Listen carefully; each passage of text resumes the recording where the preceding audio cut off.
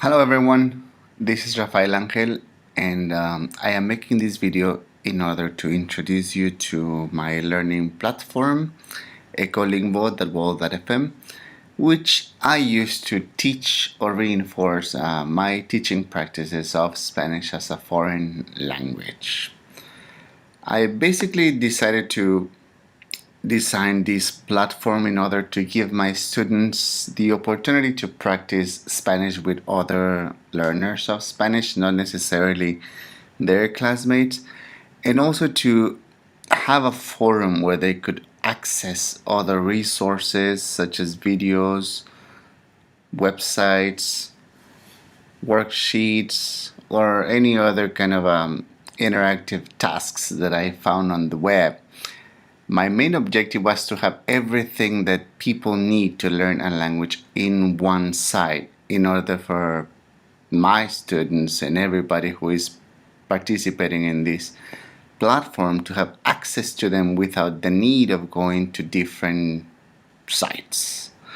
So the structure of my website is pretty simple and pretty straightforward. As you can see here in the main menu, has a dashboard, also my profile, or if you were a member, this is the section where you would see your profile. There's a section with videos, a section with blogs, with photos, a section of forums, groups, events, and we even have a little chat that we use as today's meet, or the chat that we used to have in MSN Messenger. And yeah, these are the components. I will take you on a tour on the look and the content of each of these sections so that you get more familiarized with it. And as I show you each section, I will explain to you how this particular section helps me achieve my objective in using the platform to teach Spanish as a foreign language. So I'll start with the main page. So when students post something, this is basically the place where I get to know what everybody is doing, what they're saying to one another, and how they're interacting. And of course, if I find something interesting, I comment with it. This is the first thing that I wanted in my website. I wanted everybody to be able to have access to other people's ideas, and I wanted everybody to be part of significant communication. I'm going to take you now to the section of groups, which basically looks like this. And right here, I have all the groups that I have taught for the last 3 years, as well as some groups that a colleague of mine who is my partner in crime, Misoha Han, has been teaching as well. So this is how we basically keep track of what students are doing in one group, and when they move on to the next grade, we also change the number. That's the only thing that we change, and like that we are able to see the history of the class. And in other words, we can actually keep track of everything that students are doing and how they're learning, what difficulties they're finding, etc., etc.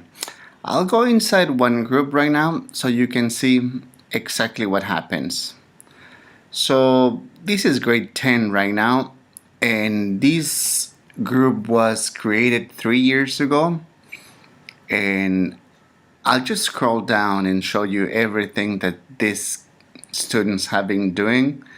This is basically the way that I set up work here in groups. Just a stimulus and a series of questions that can trigger conversation, and then all of them comment in Spanish. Nobody is allowed to use English at all, and it's quite interesting because, as you can see, I mean, these kids are not even 18 years old, and they're able to be really good critical thinkers and to use Spanish as a means for true communication. If you were a coordinator or my coordinator, you would be able to see how I am covering the curriculum, what kind of resources I am choosing, and what kind of strategies I am implementing. But the most important thing when we think about the students who are actually the stars of the project, is that we will be able to see how they've been progressing. For example, right now I'm showing you a task that was conducted on September the 18th of 2012. And if we pay close attention to the students' productions, we are able to see the extent to which they have improved and how much they have developed their linguistic skills. So historically, we can go back to August 2012, and yeah, this is everything that students have been producing since they have been in this group, interacting with other students, sharing points of view, and just pretty much putting their word out there. So I also wanted some sort of a stimulus, visual stimuli, something like Facebook. So I decided to have a collection of pictures, because pictures are good examples of how we portray ideas in language in formats other than written form or oral form. And I just thought, we can use the pattern that we use in Facebook, something that everybody knows how to use, something that nobody needs training for, so that the focus is on the language and not on the technical aspects of the website. And I decided to create albums of photos considering different concepts or topics that I wanted to cover. And the whole idea was that students also express their point of view on pictures. Here are some friends of mine. This is me, by the way.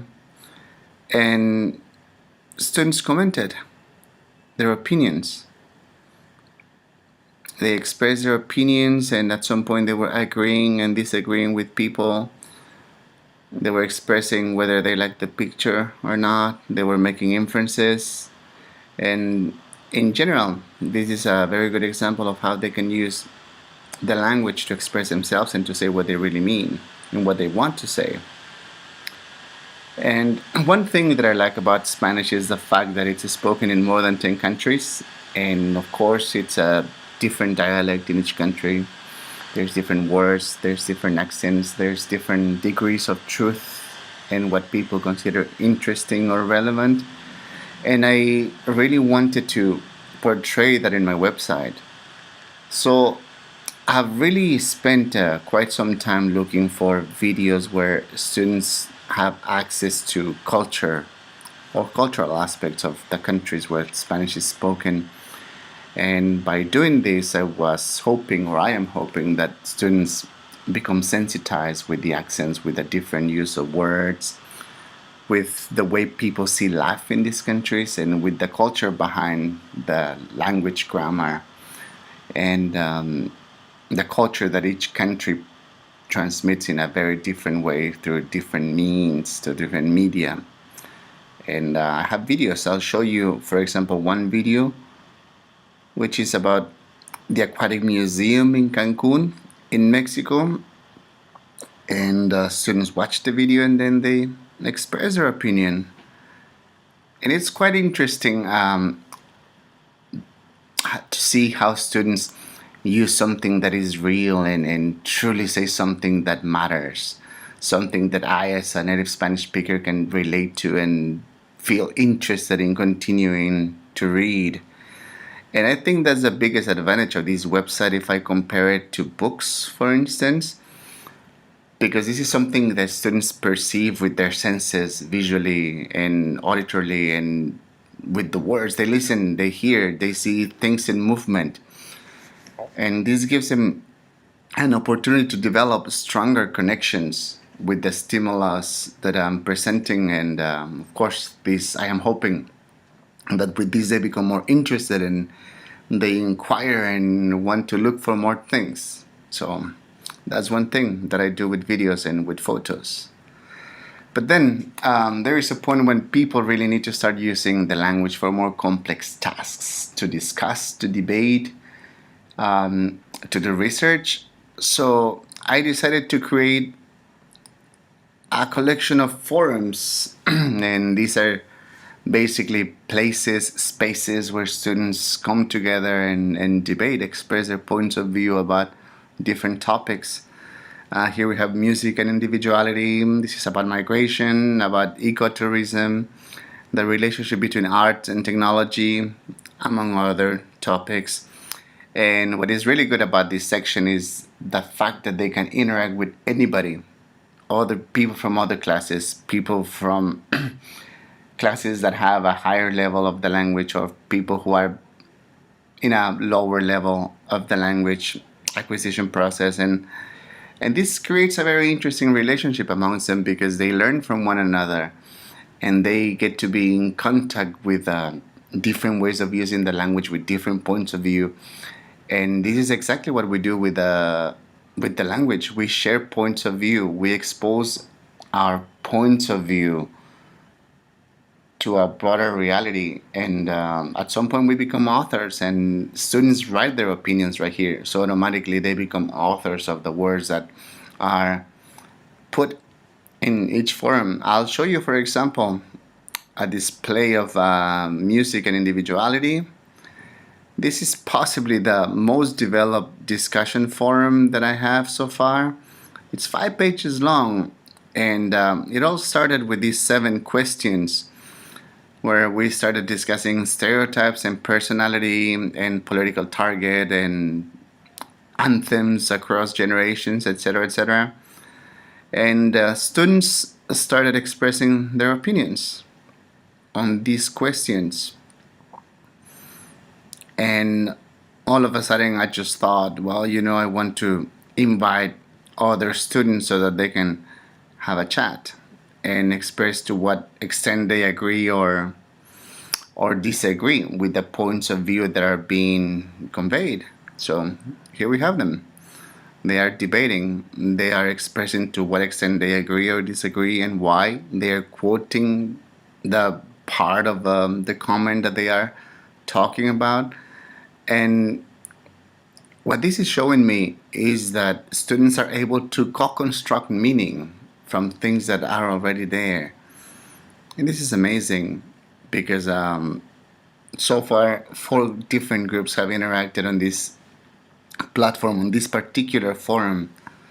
And it's so enriching because if they were to copy paste everything that has been written here, they would pretty much have a chapter or 2 of a book. And finally, I will show you this section that I consider the most personal one for students. Every member of this platform has a blog or has access to writing a blog. And here we can see so many different examples of their ideas, what they believe in, what they like, what they dislike. And we reply to them, we read them. This is the best way to keep a portfolio and to see to what extent you are learning the language, and to figure out whether you're using the language for communication purposes in a natural way. If you're developing the skills that we develop without thinking about them, when we're children, or as we start studying and just polishing our language. So in brief, this is my website, Ecolingvo. I'm very proud of it, and I wrote a paper that I presented in Lisbon at the beginning of 2013, and I got a really positive response. I think that this is one of the best ways in which a foreign language can be practiced in an environment where the language is not spoken.